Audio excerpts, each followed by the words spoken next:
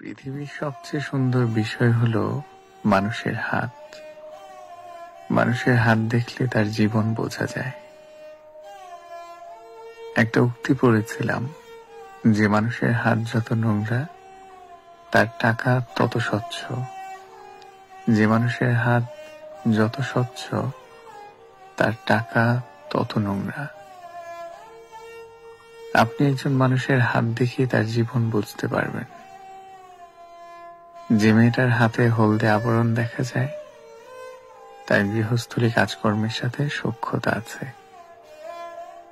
যে মেয়েটার বৃদ্ধাঙ্গুলিতে কাটা দাগ তার জীবনের একটা বড় অংশ কেটেছে রান্নাঘরে।